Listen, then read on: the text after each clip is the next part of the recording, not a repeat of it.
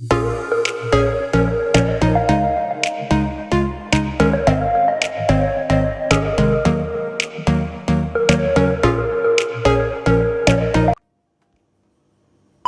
guys, welcome back to my channel. Today I'm gonna be shooting a what I eat in a day vlog, and I'm gonna be showing you guys what I eat in a day when I'm feeling lazy.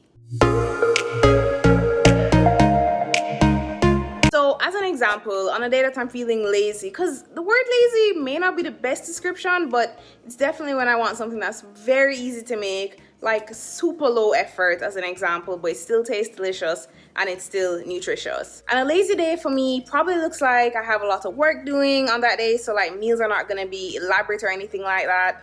Or maybe I'm like really tired on that day as an example, so that's what I'm gonna be showing you guys. And let's be honest, on an actual lazy day, like if this was 100%, I probably would not be cooking meals from scratch. I might just like order takeout, which is totally okay if that's something that you want to do on a lazy day for you.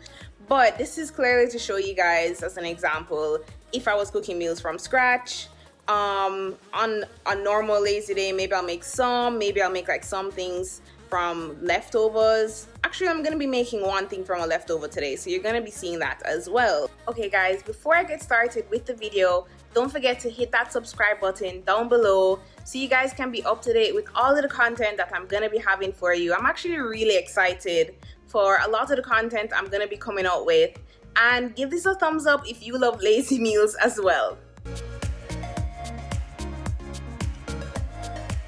Alright guys, so the first thing I do every morning is have my matcha latte, and on a lazy day I'm not putting on my blender, I'm making it straight right under my Keurig, and it's super easy to do here. You literally just add the water and then your milk and everything, and I get the same froth, and I'm going to show you guys how.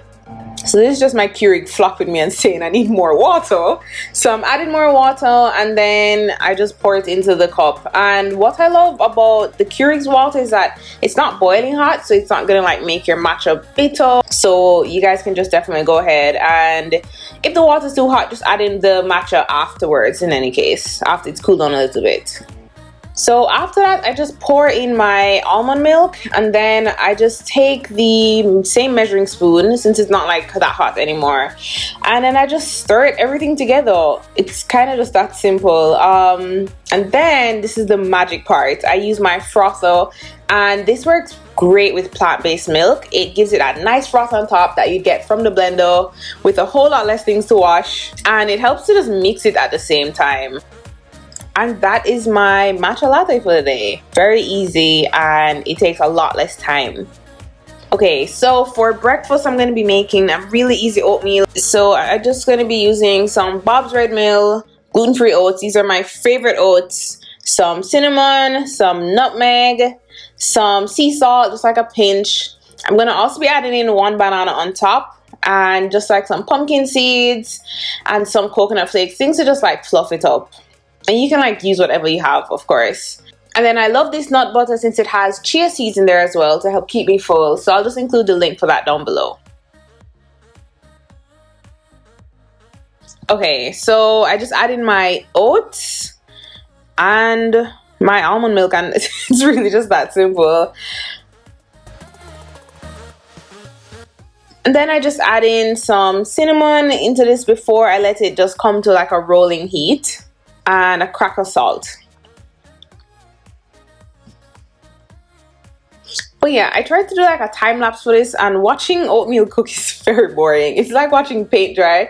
So we're just gonna speed this up, and you guys can just let me know down below what's your favorite oatmeal recipe. I just keep mine pretty simple, especially on a lazy day. But like sometimes I'll add in sugar, sometimes I won't. I don't think I added in sugar this time because the cinnamon just makes it really sweet for me, as do the bananas.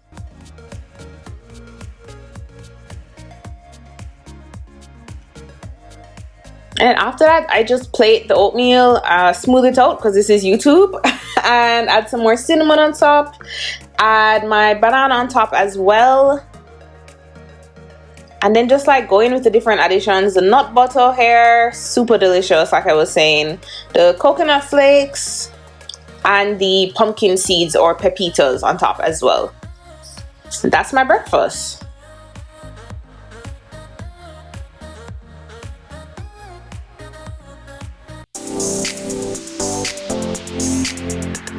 Guys, so it's lunchtime here, and if you guys remember earlier I was telling you that like lazy days for me in terms of food are like when I'm doing a ton of other stuff.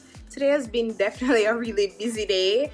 I'm actually gonna be making some lemon bars, which was highly requested by you guys, not for this video but like in general for the blog, and I think by the time this video comes out you guys should be able to see the recipe on the blog as well. So if it is, I'll link it down below for sure.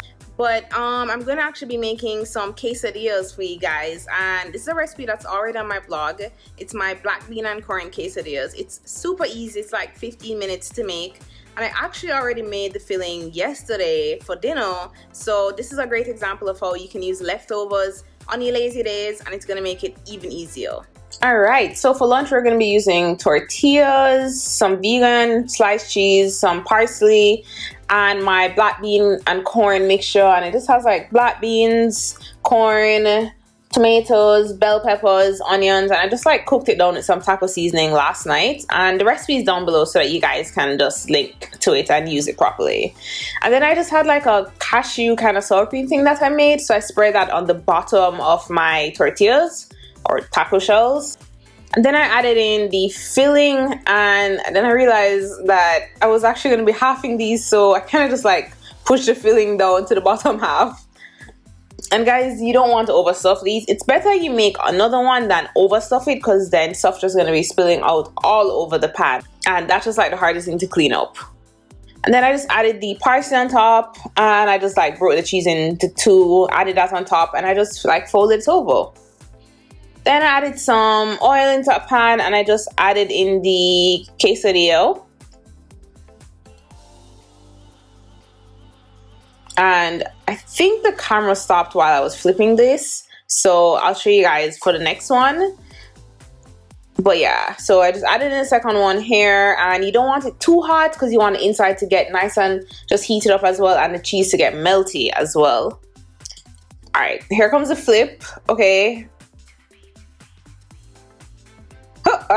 Okay, not bad, just like one thing came out. And yeah, then you just want to cook it through on the other side until it gets like hotter. And I just had to zoom in for that cheese melt because yum.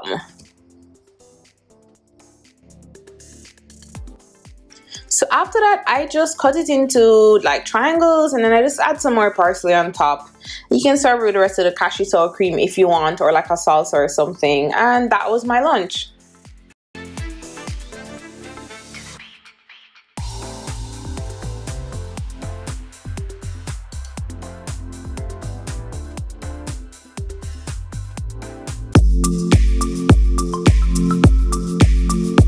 Hey guys, so it is dinner time here, and I'm actually going to be making my most popular recipe on the blog, my chickpea curry.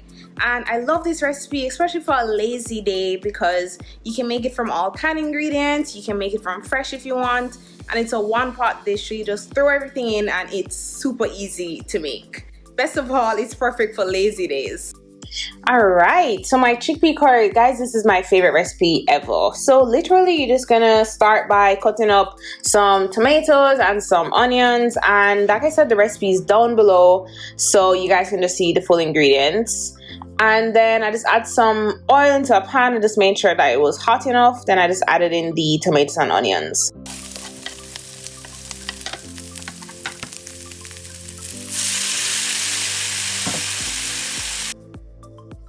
Then I just like saute that down until it gets nice and until it gets nice and just like juicy and everything, and until the onions are translucent.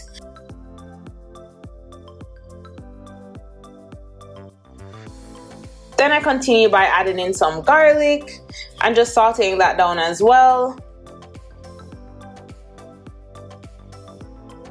And then you just add in the rest of the ingredients, which is just like the chickpeas, the seasonings, of which the main seasoning is garam masala. And then after that, I just pour the coconut milk into the pan. Then I just like bring it to a boil, and then I just reduce it so that everything just simmers. And in the recipe I have coconut flour. I added in some here as well, but you don't have to. It's just like if you want your curry to just be slightly thicker. So after this is cooking for a while, I just add in some lime juice that really brings out all of the flavors, and it's divine. And then I just plated it when it cooled down a little bit.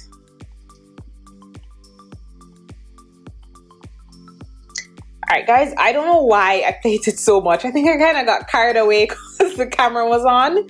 But yeah, I clearly didn't end up eating all of this. But that's how it looks. It's super pretty, super yummy.